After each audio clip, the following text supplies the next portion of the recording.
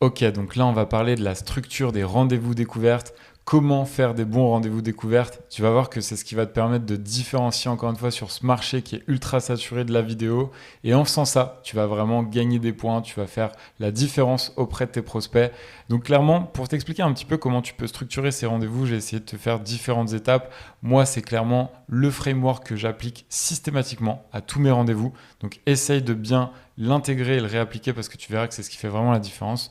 Donc, commence toujours par une mise en ambiance. La mise en ambiance, c'est quoi? C'est t'arrives, tu vois ton prospect pour la première fois, enfin tu le revois à nouveau parce que tu as déjà échangé avec lui un petit peu au téléphone.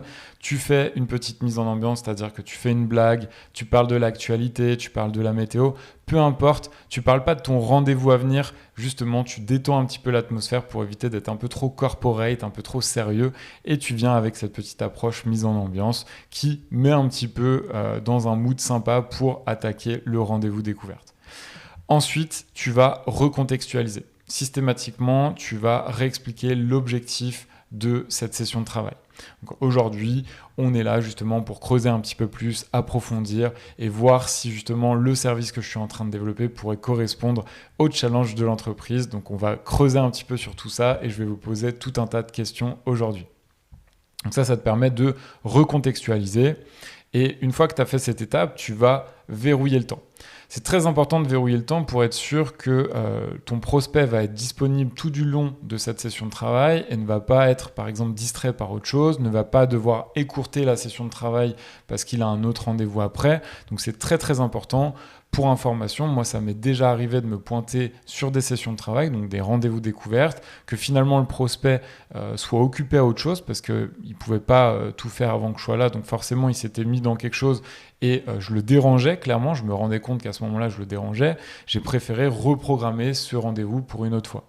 Pourquoi? Parce que c'est très important que tu aies totalement l'attention de la personne. Vous allez parler de l'avenir de son entreprise, vous allez creuser sur les vrais challenges que va rencontrer l'entreprise actuellement.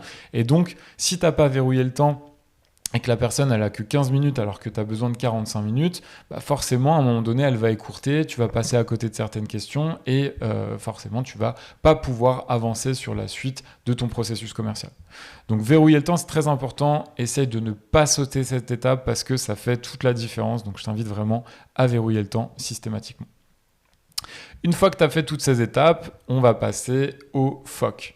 Les FOC, c'est très très intéressant. Tu vas voir que quand tu maîtrises ça, tu maîtrises l'art de la vente. Clairement, les FOC, c'est ce que j'appelle les faits, opinions, changements. Comment ça fonctionne? En gros, pour chaque question que tu vas poser, il va falloir que tu les structures systématiquement de la même manière. C'est-à-dire que d'abord, tu vas t'intéresser aux faits.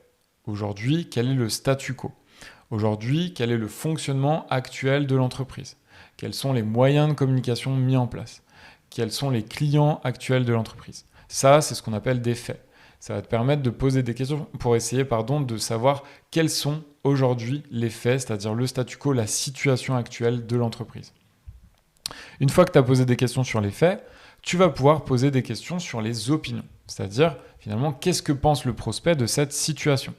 Est-ce que lui, il trouve que les moyens de communication actuels sont suffisants? Est-ce que finalement, il trouve que la clientèle actuelle est suffisante, pertinente pour l'établissement, etc., etc. L'idée, c'est vraiment de creuser et lui poser tout un tas de questions sur ses opinions. Qu'est-ce qu'il en pense finalement? Et une fois que tu as réussi à faire ça, il va falloir lui poser une dernière question sur les changements. Donc les changements, c'est quoi? C'est la situation désirée. Où est-ce qu'il souhaiterait se trouver d'ici quelques mois, d'ici quelques semaines, l'année prochaine, peu importe en fait, quel changement il aimerait voir par rapport à cette situation actuelle. Et pour rappel, c'est ce qu'on a vu notamment dans les précédentes vidéos, c'est que vu que la vente, c'est d'emmener une personne du point A au point B et de construire le véhicule pour faire ça, forcément, en lui posant les bonnes questions, c'est-à-dire où est-ce que vous en êtes, qu'est-ce que vous pensez de tout ça et où est-ce que vous aimeriez être dans les prochains mois, prochaines années, forcément, c'est ça qui va te permettre d'avoir tout un tas d'informations pour construire ton offre irrésistible. Donc voilà l'idée, c'est vraiment important que tu respectes cette structure pour tes rendez-vous découvertes ou tes sessions de travail, c'est-à-dire mettre en ambiance, recontextualiser, verrouiller le temps et faire ces fameux FOC. Clairement, si tu veux aller plus loin, tu verras que dans les prochains modules, on va travailler sur les offres irrésistibles, c'est ce qui fera vraiment la différence. Si tu rejoins l'accélérateur, tu peux postuler juste en dessous.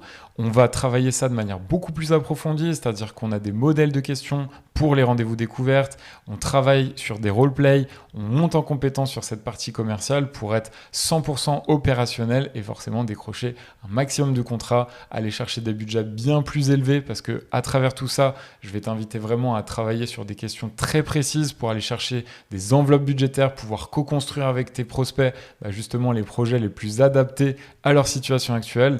Donc forcément tout ça, ça se travaille et on peut aller beaucoup plus loin ensemble. Donc si tu veux postuler pour l'accélérateur, clique juste en dessous sur le lien. On verra si tu es éligible, si tu es assez motivé, si tu corresponds au profil qu'on sélectionne. Et moi, je te dis à très vite dans les prochaines vidéos.